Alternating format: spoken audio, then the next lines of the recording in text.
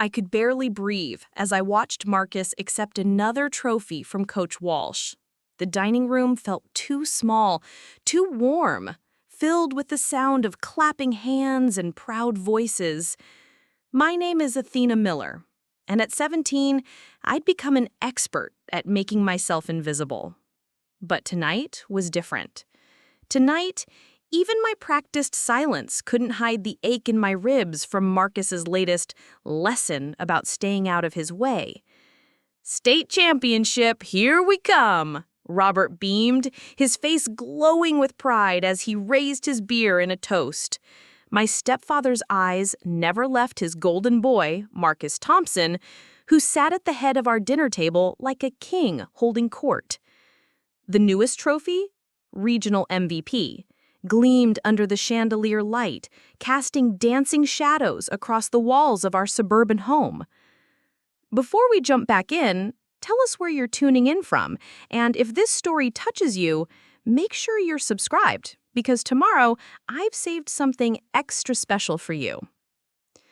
The Scouts from State University are coming next week, Marcus announced, his voice carrying that confident tone that made everyone lean forward.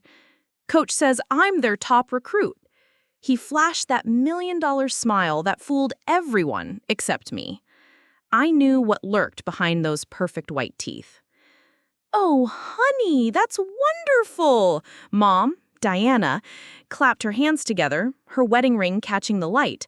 She'd been Diana Miller for 42 years, then Diana Thompson for the last 2, desperately trying to make this blended family work. "Isn't that amazing, Athena?" I nodded carefully, keeping my movements small. The bruises on my torso were still fresh from yesterday's encounter in the hallway. Marcus had cornered me after school, furious that I'd gotten an A+ on my forensic science project, while he'd barely scraped by with a C in his easy classes. "Stop making me look bad, stepsister," he'd hissed before his fist connected with my ribs. The impact had driven all the air from my lungs, but I'd learned not to cry out. Crying only made it worse. "Athena's always so quiet," 8-year-old Luna piped up from her booster seat, her dark curls bouncing as she looked between Marcus and me with innocent eyes. "Why don't you ever talk, Thena?" The table fell silent for a moment. I felt Marcus's gaze burn into me, a warning as clear as if he'd spoken aloud. "Stay quiet. Stay invisible. Don't ruin this for me." "She's just shy, baby girl," Robert said, reaching over to ruffle Luna's hair. "Some people are quiet. Some people are champions, like your big brother Marcus." The favoritism in his voice was so thick you could cut it with a knife. He'd gained custody of Marcus when he was 16, after Marcus's mother decided she couldn't handle him anymore. Robert never talked about why. I reached for my water glass, my hand trembling slightly from the pain in my ribs, and as I lifted it, it slipped from my fingers. Water splashed across the table, soaking into Marcus's recruitment packet that lay spread out like a shrine to his achievements. "Athena!" Mom gasped, jumping up to grab napkins. But I only saw Marcus's face. For one terrifying second, his mask dropped completely. His eyes went dark, his jaw clenched, and I saw the promise of violence there. Then, just as quickly, the charming smile snapped back into place. "No worries," he said smoothly, lifting the dripping papers. "Just an accident, right, stepsister?" His voice was light, casual, but his eyes never left mine. The message was crystal clear. "You'll pay for this later." "I'm so sorry," I whispered, grabbing napkins to help clean up the mess. My hands shook as I dabbed at the water, trying to save the scout reports and college brochures that represented Marcus's golden future. "It's fine, sweetheart," Robert assured me, though I caught the slight edge in his voice. Nothing could be allowed to threaten Marcus's prospects. "The papers are mostly dry." The rest of dinner passed in a blur of football talk and college planning. Marcus held court, describing his workout regimen, his stats, his dreams of playing for State University. Mom and Robert hung on every word, while Luna colored in her princess book, oblivious to the tension crackling between Marcus and me. After dinner, while Mom and Robert cleaned the kitchen and Luna watched cartoons in the living room, Marcus cornered me in the hallway by the stairs. The same stairs I'd supposedly fallen down 3 times in the past 6 months, according to our family's official story. "You embarrassed me tonight," he said quietly, stepping close enough that I could smell his cologne and the lingering scent of sweat from practice. At 6'2" and 200 pounds of solid muscle, Marcus towered over my 5'4" frame. "You embarrassed me tonight." Spilling water on my recruitment materials? Really? "It was an accident," I whispered, pressing my back against the wall. "I didn't mean to." "You never mean to do anything." He cut me off, his voice deadly soft. "But somehow, you always manage to mess things up for me. Always stealing attention with your perfect grades and your teacher's pet act." His hand shot out and pressed against the wall beside my head, trapping me. "The State University Scouts are coming next week. Everything has to be perfect. Do you understand me, Athena? Perfect." I nodded, my heart hammering against my bruised ribs. "Good." His smile was sharp as broken glass.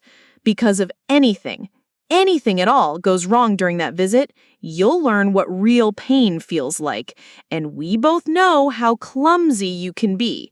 Accidents happen all the time in this house." He pushed away from the wall and headed toward the living room, his footsteps heavy on the hardwood floor. "Night, family," he called out tearfully. "Love you guys." A chorus of "love you too" followed him upstairs to his room, while I stood frozen in the hallway, my body shaking from more than just the cold. I climbed the stairs slowly, each step sending a jolt of pain through my injured ribs. In my room, I sat at my desk and tried to focus on homework, but my mind kept replaying Marcus's threats. The State University visit was in 1 week, 7 days to avoid setting him off, 7 days to be perfect. Through the thin walls, I could hear Marcus on his phone with his teammates, laughing and joking about their championship hopes. To the world, he was the perfect son, the star athlete, the golden boy with a bright future. But I knew the truth that lived in the shadows of our suburban home. I knew about the rage that simmered beneath his charming exterior, the violence he saved for when no one else was watching. I touched my ribs gently, feeling the tender spots where his knuckles had connected yesterday. Tomorrow, there would be new bruises to hide, new lies to tell, new ways to disappear into Marcus's shining world. The worst part wasn't the pain or the fear. The worst part was knowing that no one would believe me if I told them. Who would believe that Marcus Thompson, State University's top recruit, Robert's pride and joy, the boy who said, "love you guys," every night, was capable of what he did to me in the dark corners of our home? So I stayed quiet. I stayed invisible. And I counted down the days until the scouts would come and take Marcus away to college, where maybe, finally, I could learn to breathe again. The fluorescent lights in Miss Kingston's forensic science classroom buzzed overhead as I slipped into my usual seat in the back row. My ribs still ached from last night's encounter with Marcus, but I'd gotten good at hiding pain. 3 ibuprofen and a carefully positioned backpack could mask almost anything. "Good morning, class," Miss Rachel Kingston called out, her sharp eyes scanning the room as students settled into their seats. At 38, she had the kind of presence that commanded attention without raising her voice. Her gray blazer was perfectly pressed, her dark hair pulled back in a no-nonsense bun, and her former career as a crime scene investigator showed in the way she observed everything with clinical precision. "Today, we're beginning a new unit on pattern evidence," she announced, clicking her laptop. The smartboard illuminated with images of fingerprints, footprints, and fabric impressions. Evidence doesn't lie. It doesn't forget. It doesn't change its story to protect anyone. I sat up straighter, ignoring the sharp pain in my ribs. Something about her words resonated in a way that made my chest tighten with more than just physical pain. "Can anyone tell me what pattern evidence is?" Miss Kingston asked, her gaze sweeping the classroom. Several hands shot up, but I found myself raising mine before I could think better of it. Miss Kingston's eyebrows lifted slightly. I rarely participated in class discussions. "Yes, Athena. Pattern evidence it's when objects leave distinctive marks or impressions that can be matched to their source, like how a specific shoe might leave a unique tread pattern, or how different tools make different marks." "Excellent." Miss Kingston's approving nod sent a warm flutter through my chest. Pattern evidence is often crucial in cases involving violence or abuse because it provides objective proof of what happened even when witnesses can't or won't speak. My breath caught. Around me, other students scribbled notes or stared at their phones, but I hung on every word. "Bruising patterns, for instance," Miss Kingston continued, advancing to the next slide. The image showed a photograph of someone's arm with distinct finger-shaped bruises. These contusions tell a very specific story about grip strength, hand size, and the nature of the contact. They're like fingerprints of violence. I unconsciously touched my ribs through my hoodie. Yesterday's attack had left marks. I'd seen them in the bathroom mirror this morning. 5 distinct spots where Marcus's knuckles had connected, arranged in a perfect arc across my left side. "Now let's talk about documentation," Miss Kingston said, advancing to photos of evidence collection. "Proper documentation is crucial. Scale references, multiple angles, detailed measurements. All of this helps establish the credibility of the evidence." My phone buzzed against my leg. A text message. "Don't forget, State University Scouts tomorrow. Be on your best behavior, stepsister. M." My hands trembled slightly as I put my phone away. Tomorrow. The Scouts were coming tomorrow, not next week like I'd thought. That meant Marcus's stress levels would be through the roof today. "Miss Miller," Miss Kingston called, cutting through my panic. "Are you all right? You look pale." All eyes turned to me, and I felt heat rush to my cheeks. "I'm fine," I managed. "Just interested in the material." Miss Kingston studied me for a moment longer than necessary, her trained investigator's eye picking up on something, but she simply nodded and continued with the lesson. "For homework, I want you to research a famous case where pattern evidence was crucial to solving the crime. Write a 2-page analysis of how the evidence was collected, documented, and presented." As class ended and students filed out, I lingered, pretending to organize my notes. The truth was, I didn't want to leave. This classroom felt safe in a way that nowhere else did. Here, among the microscopes and evidence bags and photographs of solved cases, truth mattered. "Athena," Miss Kingston called softly, "could you stay for a moment?" My stomach clenched, but I approached her desk. She was grading papers, her red pen moving in precise strokes. "How are things at home?" she asked without looking up. The question hit me like a physical blow. "Fine," I said automatically. "Everything's fine." Now she did look up, her brown eyes sharp and knowing. "I've been teaching for 7 years, Athena. Before that, I spent 10 years investigating crime scenes. I know what fine looks like, and I know what it doesn't look like." I stared at my shoes, my heart pounding. "I don't know what you mean." "Your participation in class has always been minimal, but today you lit up when we discussed pattern evidence, and you've been favoring your left side since you walked in." Her voice was gentle but firm. "If you ever need to talk about anything, my door is always open." "I have to go," I mumbled, backing toward the door. "I'll miss my next class." But as I hurried down the hallway, Miss Kingston's words echoed in my mind. Evidence doesn't lie. It doesn't forget. It doesn't change its story to protect anyone.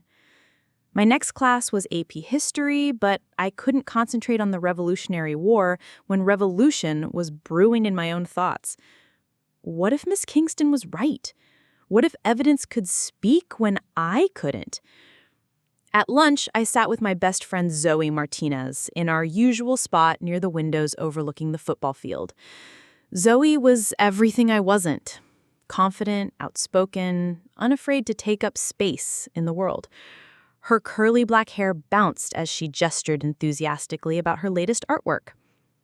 "So I'm thinking of entering the state competition," she was saying, but her voice faded as I watched the football team practicing. Even from a distance, I could pick out Marcus's number 47, his powerful frame cutting through the other players like they were made of paper. "Earth to Athena," Zoe said, snapping her fingers in front of my face. "You're doing that thing again." "What thing?" "That thing where you disappear inside your head." She followed my gaze to the football field. "Oh, Marcus again?" I jerked my eyes away from the window. "I don't know what you mean." Zoe's expression grew serious. "Athena, we've been friends since 7th grade. I know when something's wrong.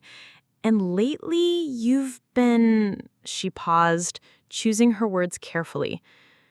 "You've been different. Quieter. More jumpy. And those bruises on your arms last week? I told you I fell off my bike." "You don't even own a bike anymore, remember? Your mom sold it in the garage sale 2 months ago." Heat flooded my cheeks. I'd forgotten about that lie, forgotten which story I'd told to whom. The web of deception was getting harder to maintain. "Look," Zoe said, leaning forward, "I don't know what's going on at home, but if someone's hurting you..." "Nobody's hurting me," I cut her off, the words sharp enough to make her flinch. "God, Zoe, can't you just drop it?" Her face fell, and immediately I felt terrible. Zoe was the only real friend I had, the only person who still seemed to see me despite my efforts to become invisible. But I couldn't tell her the truth. I couldn't tell anyone. "I'm sorry," I said quietly. "I'm just stressed about college applications and stuff." Zoe nodded slowly, but I could see the hurt in her dark eyes. "Okay, but Athena, if you ever need anything at all, you know I'm here, right?" I managed a small smile. "I know." But as I watched her pack up her lunch, I wondered how long even Zoe would stick around if I kept pushing her away. How long before I'd pushed everyone so far that I'd have no one left to lose. The rest of the day passed in a haze of anxiety. Marcus's text had said the scouts were coming tomorrow, which meant tonight would be crucial. He'd be wound tight as a spring, ready to explode at the slightest provocation. When the final bell rang, I considered hiding in the library until after dark, but that would only make things worse. Better to get home and try to stay out of his way. The Miller-Thompson house sat on Maple Street like a postcard of suburban perfection. White picket fence, green lawn, 2-car garage, and a home sweet home sign hanging by the front door. From the outside, no one would guess what really went on inside. I slipped through the front door quietly, hoping to make it to my room without encountering anyone, but Mom was in the kitchen frantically cleaning counters that were already spotless. "Oh, Athena, perfect timing," she said, her voice pitched higher than normal. "I need you to help me get ready for tomorrow. The house has to be perfect when the scouts come for dinner." My stomach dropped. "They're coming here? For dinner?" "Of course. Robert wants to show them what a stable, loving family Marcus comes from. It's so important for these recruitment decisions."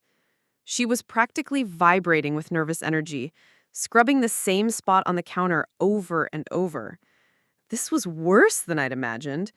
Marcus would be performing the role of perfect son for college scouts, while I'd be expected to play the happy stepsister.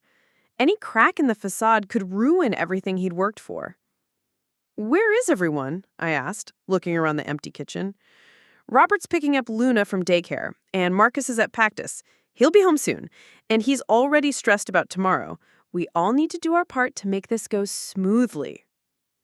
The front door slammed shut, rattling the windows. Heavy footsteps stomped across the foyer, and I knew without looking that Marcus was home. The tension in my shoulders ratcheted up another notch. "How was practice, honey?" Mom called out cheerfully as Marcus appeared in the kitchen doorway. His face was flushed, his jersey soaked with sweat, and his jaw was set in a hard line. "Terrible," he snapped. "Johnson fumbled 3 times, Rodriguez can't catch anything, and Coach is writing everyone about tomorrow's performance."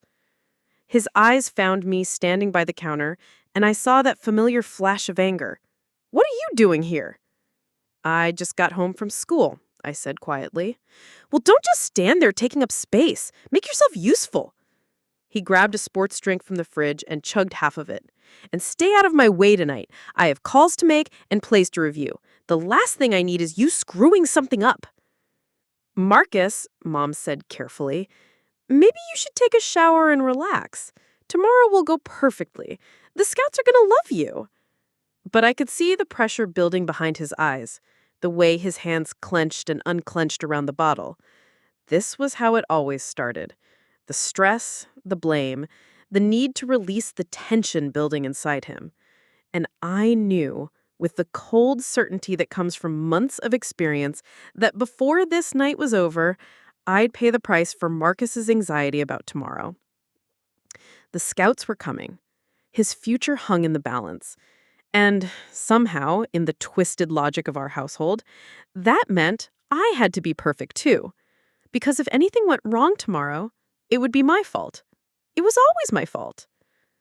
The scream of Marcus's alarm clock pierced through my bedroom wall at 5:30 a.m.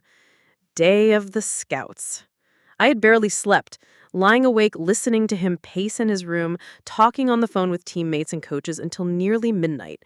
Every footstep had made me flinch, waiting for him to decide that his pregame nerves needed an outlet.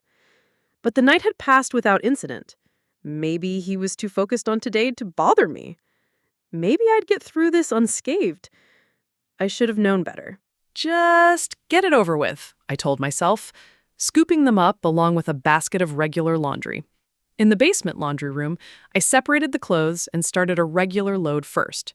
Marcus's cleats would need special attention. Mom had emphasized how important it was that they be perfect for tonight's dinner. Like, clean shoes would somehow impress the Scouts more than his stats. I filled the utility sink with warm water and grabbed the scrub brush.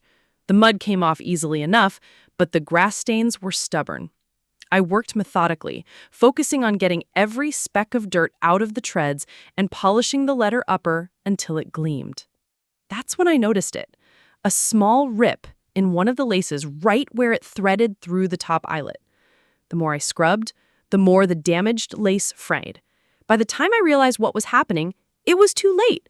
The lace snapped in half, leaving me staring at Marcus's lucky cleats with a broken lace and no way to fix it. My hands started shaking. These weren't just any cleats. They were the ones he'd worn during his record-breaking junior season, the ones he claimed brought him luck, the ones he was planning to wear tonight when the Scouts came to dinner. I raced upstairs to check if we had replacement laces, but our junk drawer yielded nothing but dead batteries and old takeout menus. The sporting goods store was 20 minutes away, and I didn't have a car or a license. Marcus would be home from practice in an hour. "Think, Athena, think," I muttered, pacing the kitchen. Maybe I could tie the broken pieces together or find some other kind of lace that would work temporarily. But I knew Marcus would notice. He noticed everything when it came to his equipment, his routine, his superstitions. A repaired lace on his lucky cleats the night of the most important dinner of his life, he'd lose his mind. The front door slammed, and I jumped so hard I knocked over the salt shaker. Heavy footsteps echoed through the foyer, Robert and Luna returning from her daycare pickup. No Marcus yet, but he'd be here soon. "Athena," Robert called, "how's the laundry coming? Diana wants everything perfect for tonight." "Almost done," I called back, my voice higher than normal. I had to tell someone. Maybe if I explained what happened, if I apologized and offered to fix it somehow, it wouldn't be so bad. Mom was understanding sometimes. Robert genuinely cared about me, even if he was blind to his son's faults. I found them in the living room. Robert reading the newspaper while Luna colored at the coffee table. Robert, I began, my voice small. There's been a little accident with Marcus's cleats. He looked up from his paper and I saw the exact moment concern shifted to alarm on his face. What kind of accident? One of the laces broke while I was cleaning them. I was being really careful, but it was already damaged, and when I scrubbed it, you broke his lucky cleats? Robert's voice cut through my explanation like a knife. Today? Of all days? It's just a lace, I said desperately. I can get a replacement, or we can tie it, or... Athena, those cleats are Marcus's most prized possession. He's worn them to every important game for 2 years. And tonight, when college scouts are coming to our home, you break them? Luna looked up from her coloring book, her dark eyes wide, as she sensed the tension in the room. I'm sorry, I whispered. It was an accident. I was just trying to help. But Robert was already standing, running his hands through his hair in frustration. Diana is going to be devastated, and Marcus... He trailed off, but we both knew how Marcus would react. Maybe we don't have to tell him, I suggested, hopefully. I could run to the store, get a replacement lace, and he'd never know. The store's 20 minutes each way, Athena. Marcus will be home any minute. Robert's voice was tight with stress. How could you be so careless? Today, of all days. The blame in his voice hit me like a physical blow. This was always how it went. Somehow, everything was always my fault. Marcus's anger, the family tension, the walking on eggshells. If only I could be more careful, more invisible, more perfect. Car doors slammed outside, and Robert and I both froze. Through the front window, I could see Marcus climbing out of his teammate's Jeep, his practice bag slung over his shoulder. His face was animated as he talked with the other boy, probably discussing tonight's dinner. Marcus, Robert began carefully, we need to talk about something. The smile flickered. What's wrong? Robert glanced at me, and I saw him make a decision, throw me under the bus to preserve his son's good mood. Athena had a little accident while cleaning your cleats. Marcus's head snapped toward me, and I watched his expression transform. The charming smile vanished, replaced by something cold and dangerous. What kind of accident? One of the laces broke, I said quickly, but I can fix it or get a replacement or... You broke my lucky cleats? His voice was deadly quiet. On today? Of all the days in the year, you broke my lucky cleats on the day college scouts are coming to dinner? Marcus, calm down, Robert said, but there was no conviction in his voice. He was already mentally siding with his son, already accepting that this was my fault for being careless. Where are they? Marcus demanded. Downstairs in the laundry room, I whispered.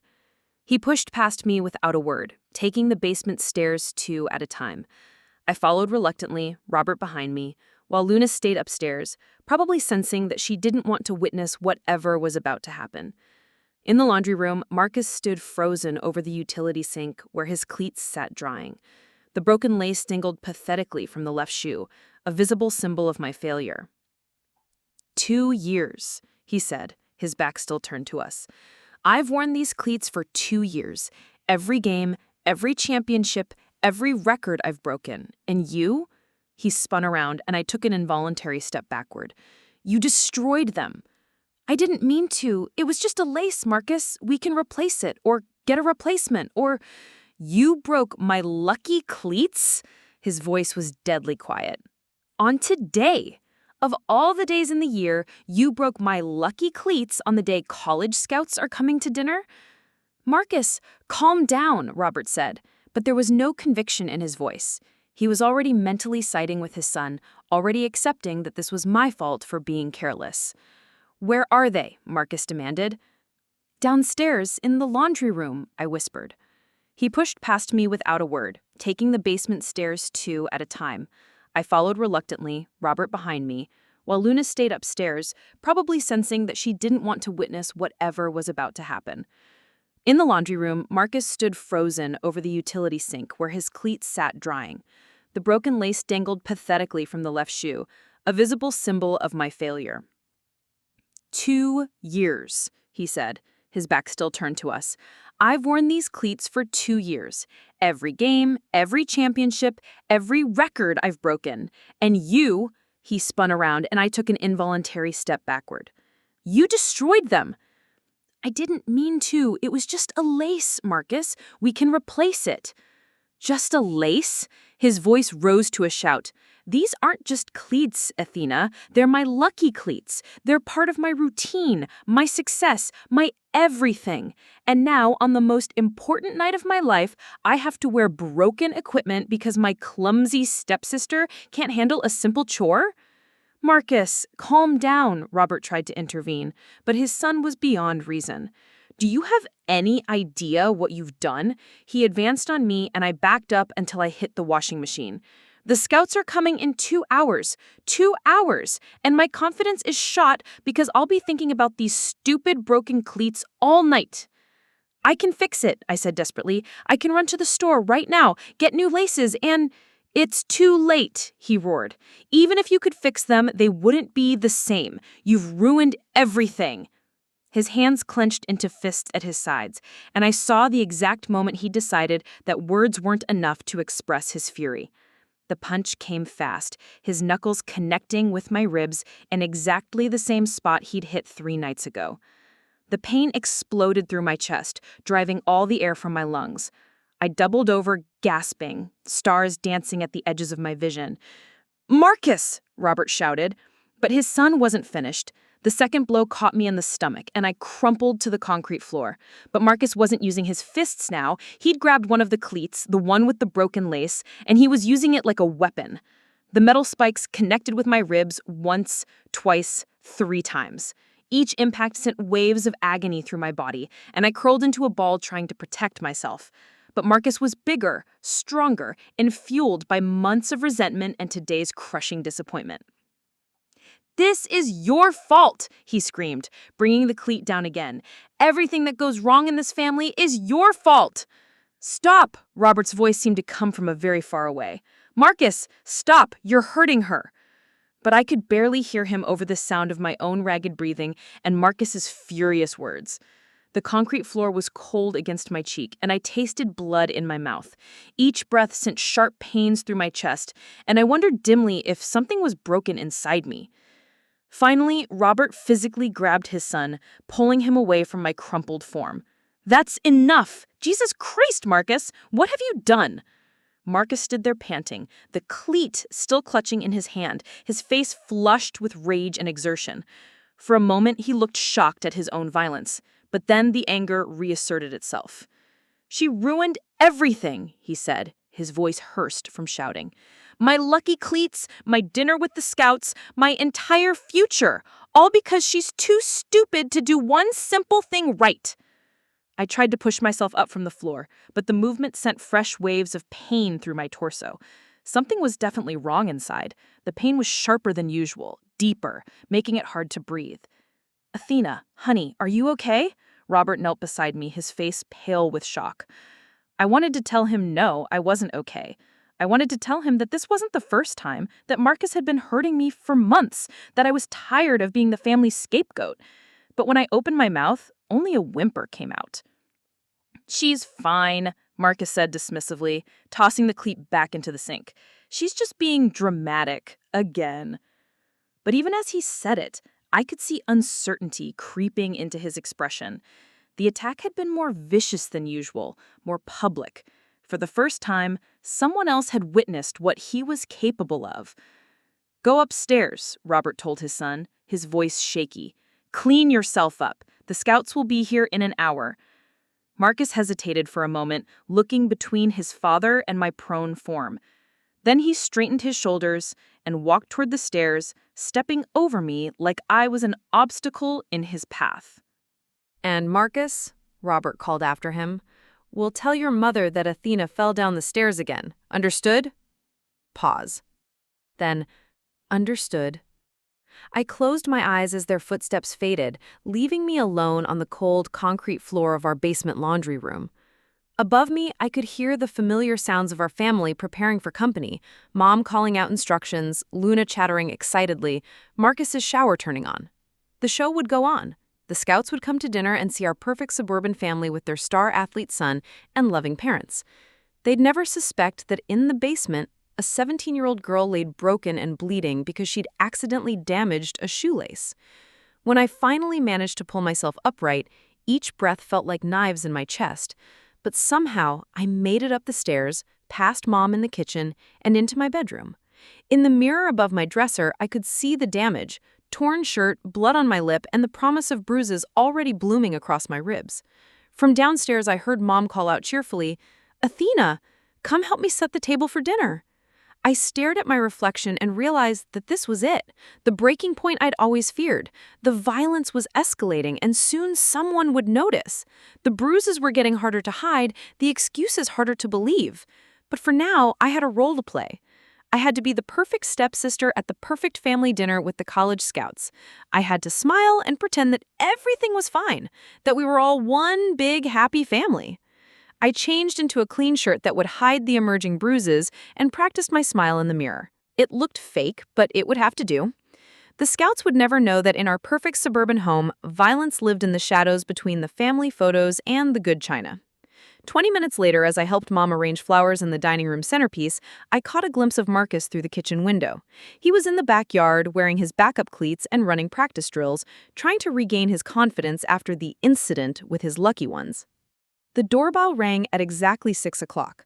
Mom smoothed her dress nervously and whispered, "Remember, everyone, we're a happy family tonight." As I heard Robert greeting the Scouts at the front door, I touched my ribs gingerly through my shirt. The pain was getting worse, making it hard to take deep breaths, but I pasted on my practice smile and prepared to play my part in Marcus Thompson's perfect life. After all, that's what stepsisters were for: to disappear when convenient, to absorb the family's dysfunction, and to never, ever, tell the truth about what happened behind closed doors. The Scouts' voices echoed through the foyer, full of enthusiasm and promise. They were here to see the future star of college football, the golden boy with the perfect family and the bright future ahead of him. They had no idea they were dining with a monster. But I was beginning to realize that maybe, just maybe, someone should tell them. I could barely breathe as Mom drove me to Jefferson Memorial Hospital. Each bump in the road sent waves of fire through my chest, and I pressed my lips together to keep from crying out. The Scout dinner had been a disaster. I'd collapsed during dessert, unable to hide the pain any longer. "Remember what we talked about," Mom whispered, her knuckles white on the steering wheel. "You fell down the stairs carrying laundry. That's all. We can't afford any questions, Athena. The Scouts just offered Marcus a full scholarship." I nodded slightly, trying not to move my chest. The stairs story was becoming our family's greatest hit, played on repeat every few months when Marcus's anger got the better of him. But stairs don't leave perfect cleat-shaped bruises, and they don't target the same spots Marcus did when he was teaching me respect. The emergency room was busy for a Thursday night. Mom filled out the paperwork while I sat carefully still, counting my breaths like I learned to do. Shallow inhale, 1, 2. Careful exhale, 1, 2. Don't cry. Don't show pain. Don't tell. "Athena Miller," a nurse called, looking up from her clipboard. "Come with me, honey." Mom jumped up immediately. "I'm coming too. She's just a bit shaken from her fall." The nurse, whose name tag read Linda, led us to an examination room. She had kind eyes and gray hair pulled back in a neat bun. As she took my vital signs, I noticed her watching me, really watching me in a way that made me nervous. "Can you tell me what happened?" Linda asked, her pen poised over the chart. Before I could speak, Mom jumped in. "She fell down the stairs carrying laundry. Just a silly accident." Linda's eyes never left my face. "Athena, I need to check your ribs. Can you lift your shirt for me?" I hesitated, knowing what she'd see. The fresh bruises from today mixed with older ones in various stages of healing. Mom stepped forward as if to stop the examination, but Linda's firm look made her step back. As I lifted my shirt, Linda's sharp intake of breath was the only sound in the room. The bruises painted a map of violence across my torso, cleat marks clear as day, fingerprints on my arms, and the distinctive pattern of Marcus's knuckles along my ribs. "These aren't from stairs," Linda said quietly, her fingers gently probing my ribs. When I winced, she nodded to herself. "We need x-rays now." "Is that really necessary?" Mom protested weakly. She's just bruised. Mrs. Miller, your daughter has difficulty breathing and significant bruising. X-rays are non-negotiable. The radiology department was one floor up. As they positioned me for the chest X-rays, I caught sight of myself in the machine's reflective surface. I looked small and broken, like a bird that had flown into a window too many times. Stay very still, the technician instructed, stepping behind the protective barrier. The machine hummed to life, its mechanical eyes seeing through skin and muscle to the truth beneath. I closed my eyes, thinking about how Marcus had laughed earlier when I crumpled to the floor. "Get up," he'd said. "Stop being dramatic." But I couldn't get up, not this time. The pain was too intense, breathing too difficult. For once, even Mom had looked scared. Back in the examination room, we waited for the results. Mom kept checking her phone, probably getting angry texts from Marcus wondering where we were. She'd told him we were going grocery shopping. Another lie in our house of lies. Dr. Jennifer Patel walked in, her face serious as she clipped several X-rays to the light box on the wall. "Mrs. Miller, Athena, we need to discuss these results." She pointed to the images, her finger tracing white lines across my ribcage. "These are your current fractures," she said, indicating 2 clear breaks. Then her finger moved to other, fainter lines. "And these are previously healed fractures. I count 5 distinct breaks in various stages of healing, some potentially months old." Mom's face went pale. "That's impossible. She's just clumsy. She falls." "Mrs. Miller," Dr. Patel interrupted, her voice firm but gentle. "These injuries are not consistent with falls. The pattern and placement indicate repeated trauma, intentional trauma." I stared at the X-rays, at the story they told in stark black and white. No amount of lies could explain away what the machine had seen. My secrets were exposed, written in broken bones and healing fractures. "I'm legally required to report this," Dr. Jennifer Patel continued, reaching for her phone. "I've already contacted our hospital social worker and will need to speak with the police." "No," Mom stood up, panic in her eyes. "You don't understand. We can't. Marcus will—" She stopped, realizing what she had almost said. "Marcus?" Dr. Patel's eyes narrowed, making a note. "Your stepson?" In that moment, watching Mom struggle between protecting her husband's son and protecting her daughter, I made a decision. For months, I'd kept their secrets, swallowed their lies, hidden their truth. But the X-ray machine had given me something I'd never had before: proof. "Yes," I said, my voice stronger than I expected. "Marcus did this. All of it." 3 days later, I sat in Miss Kingston's forensic science classroom, staring at the textbook chapter on injury pattern analysis. The hospital had released me with wrapped ribs and strict instructions to rest. But I couldn't stay home, not with Marcus still there, suspended from school pending investigation, but not yet arrested. "Class," Ms. Kingston announced, "today we're going to examine how medical evidence combines with forensic analysis to build comprehensive cases." I looked up from my textbook, meeting her knowing gaze. She'd heard about my hospital visit. News traveled fast in our small school, and I could see the professional interest in her eyes. "Athena," she said after class had filed out, "could you stay for a moment?" I approached her desk slowly, my ribs still aching with each breath. "How are you feeling?" she asked gently. "Better," I lied. She studied me for a long moment. "I heard about your accident. Falling downstairs can be very dangerous." The way she said accident made it clear she didn't believe the official story any more than Dr. Patel had. "I've been thinking about our recent lessons on pattern evidence, about how injuries can tell stories." Ms. Kingston leaned forward. "What kind of stories?" I pulled out my phone and showed her a photograph I'd taken in the bathroom mirror, a clear shot of the cleat-shaped bruises on my ribs. Hypothetically, if someone had injuries like these, what story would they tell? Her intake of breath was sharp. "Athena." "I mean, if someone were conducting a forensic analysis of these marks, what would they conclude about the weapon used?" Ms. Kingston stood and locked the classroom door, then returned to her desk. All right, let's build a case. For the next 2 hours, Ms. Kingston taught me advanced evidence documentation techniques. We used the classroom's professional camera equipment to photograph the bruises with proper lighting and scale references. She showed me how to create detailed injury maps, noting the size, shape, and location of each mark. Now, she said, opening an evidence kit, let's talk about trace evidence. When someone is attacked with a weapon, microscopic traces are often left behind. Fabric fibers, paint chips, even metal particles. I thought about the torn shirt I'd hidden in my room, the one Marcus had grabbed during his attack. What about DNA? Possible, especially if there was direct skin contact or blood transfer. She handed me a collection kit. But Athena, I have to ask, are you sure you want to go down this path? Once we involve law enforcement, there's no going back.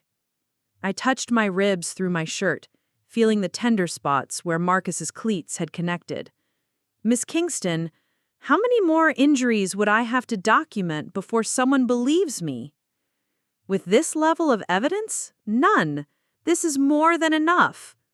That evening, I sat in my bedroom organizing my evidence files. I documented everything: photographs, measurements, timeline correlations, even a detailed analysis comparing my bruises to the tread pattern of Marcus's cleats, which I'd secretly photographed in the garage. My phone buzzed with a text from Zoe. "How are you feeling? Heard you were in the hospital." Instead of my usual deflection, I found myself typing, "Can you come over? I need to show you something." 20 minutes later, Zoe sat on my bed, staring at the evidence spread across my desk. Her face had gone pale as I walked her through each document, each photograph, each piece of the forensic puzzle I'd assembled. Jesus, Athena, how long has this been going on? 8 months, maybe longer. I sat down beside her, suddenly exhausted. I kept thinking it would stop, that he'd graduate and go to college and it would be over. "This is attempted murder," Zoe said, picking up one of the X-ray copies Dr. Patel had given me. "Look at these breaks. Look at the pattern of abuse. This isn't just bullying, Athena. This is systematic violence." I know. That's why I'm documenting everything. I'm building a case that can't be dismissed or explained away. Zoe turned to look at me, her dark eyes fierce with determination. "What do you need me to do?" For the first time in months, I smiled. Really smiled. "Help me make sure I haven't missed anything. You're good at seeing details I might overlook." We spent the next 3 hours going through everything. Zoe helped me organize the timeline, cross-reference the injuries with specific incidents, and even identified additional evidence I hadn't considered, like the security camera at the front of our house that might have recorded Marcus's behavior. "You know what this reminds me of?" Zoe said as we finished. "That case Miss Kingston showed us about the serial killer who was caught because one of his victims survived and documented everything. She became her own crime scene investigator." That's exactly what I'm doing, I realized. I'm investigating my own attempted murder. As Zoe packed up to leave, she paused at my bedroom door. "Athena, when you're ready to take this to the police, I'll go with you. You don't have to face this alone anymore." After she left, I sat staring at my evidence files.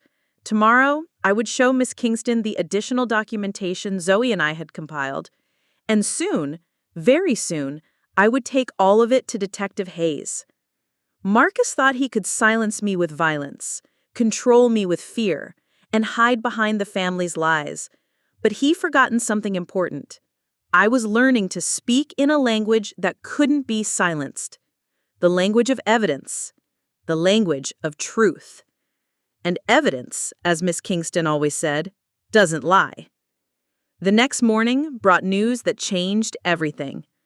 Marcus had been officially suspended from the football team pending investigation, and State University had withdrawn their scholarship offer. The Golden Boy's future was crumbling, and everyone in our house knew who he blamed for it. I found him waiting for me in the hallway after breakfast, his face a mask of controlled fury. "Proud of yourself?" he whispered, stepping close enough that I could smell the rage radiating from him. "You destroyed my entire life over a few bruises." "I didn't do anything," I said quietly, but my hand instinctively moved to the evidence kit hidden in my backpack. Every interaction with Marcus now was potential another piece of proof. "You did this," he hissed. "Whatever lies you told at the hospital, whatever story you made up, you destroyed everything I worked for."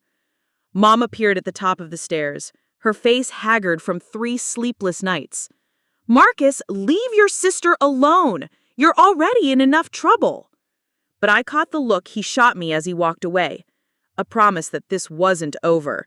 If anything, losing his scholarship had made him more dangerous. At school, I threw myself into forensic science with new intensity. Miss Kingston had arranged that I have access to the lab during lunch periods, ostensibly to make up for missed work, but really to continue building my case. Today, we're going to talk about pattern progression, how injuries can escalate over time, and how documenting that progression strengthens a case. I spread out the timeline Zoe and I had created. I've identified at least 12 separate incidents over the past 8 months, each one worse than the last. Miss Kingston studied the documentation. This shows a clear pattern of escalating violence. What changed in the family dynamic around the time it started? I thought back to the beginning. Marcus started getting serious attention from college scouts. The pressure to maintain his perfect image increased, and I became convenient to blame when things went wrong. Scapegoating, she nodded. Very common in abusive family systems. The abuser needs someone to absorb their stress and anger. We spent the next hour analyzing each incident, noting the increasing severity of injuries and the decreasing time between attacks. The pattern was undeniable. Marcus was spiraling towards something catastrophic. "Athena," Miss Kingston said carefully, "I think it's time to involve Detective Hayes. This level of evidence, combined with the medical documentation, makes for a compelling case." "I know, but I want to be absolutely certain we have everything.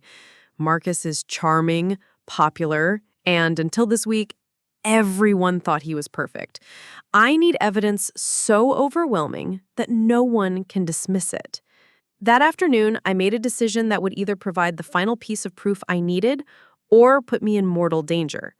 I set up a hidden camera in the hallway where Marcus usually cornered me, a tiny device Zoe had borrowed from her older brother's electronics collection. I didn't have to wait long. Marcus found me after dinner, his face flushed with the kind of rage that had become all too familiar. The loss of his scholarship had broken something inside him, and he needed someone to pay for it. "You happy now?" he snarled, backing me against the wall. "Everything I worked for, gone. My teammates won't even look at me. Coach won't return my calls, all because you couldn't keep your mouth shut." "Marcus, please," I said, knowing the camera was recording every word. "You've been planning this, probably documenting everything, building some kind of case against me." My blood went cold. Had he figured out what I was doing?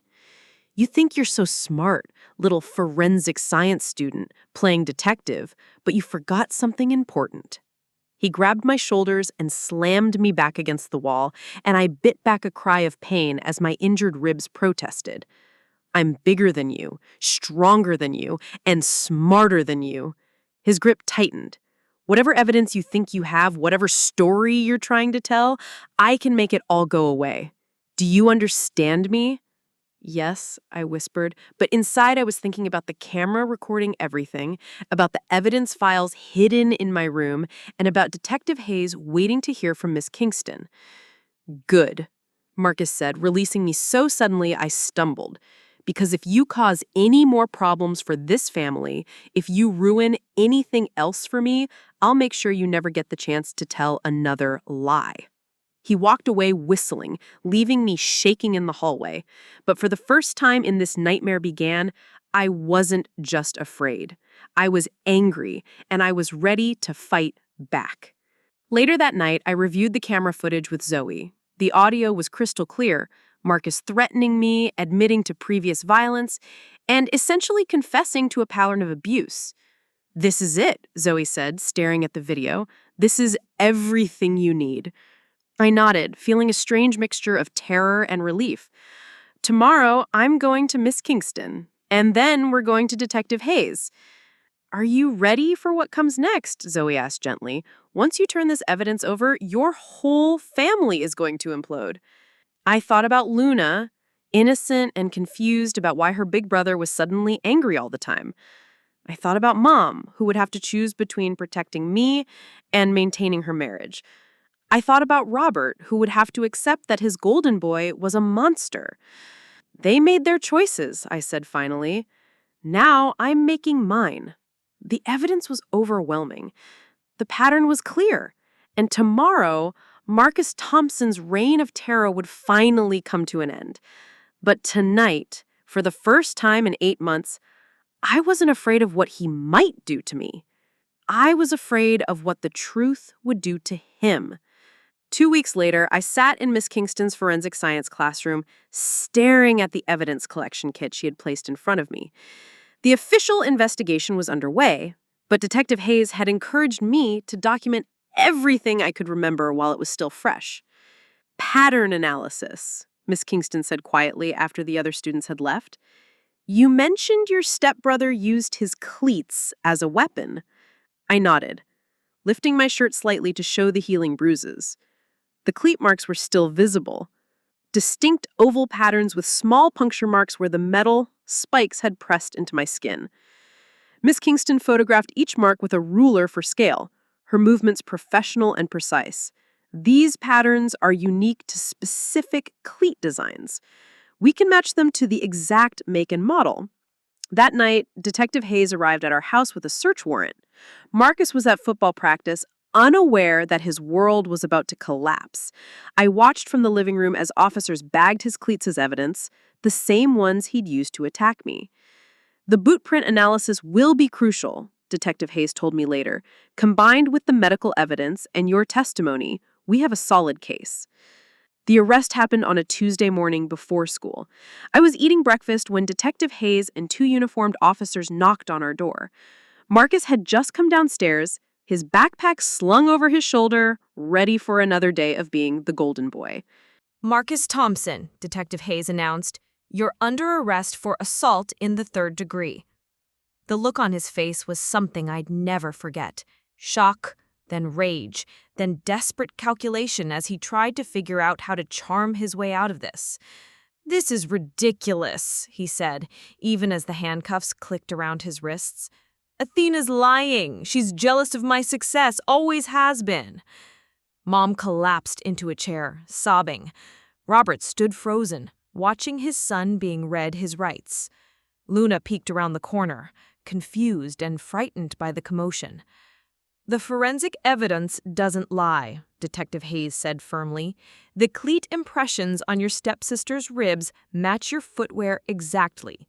The healing pattern of her fractures corresponds with dates you were home and angry about various incidents." As they led Marcus to the patrol car, he turned back to look at me through the window. His mask had finally slipped completely.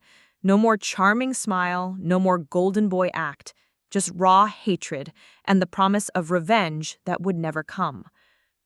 The story broke that afternoon. Star high school player arrested in domestic violence case. Marcus's college scholarship evaporated within hours.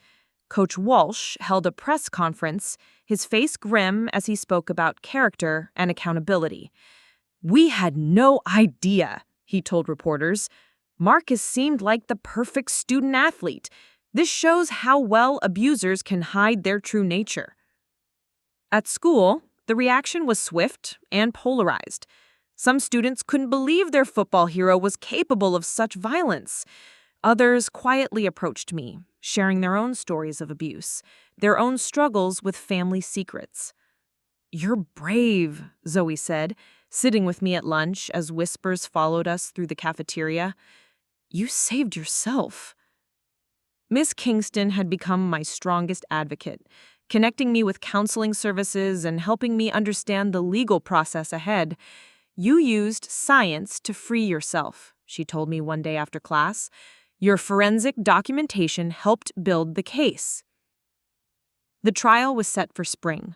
Marcus would face assault charges, and the evidence, medical records, forensic photography, cleat pattern analysis, would tell the story my family had tried so hard to hide.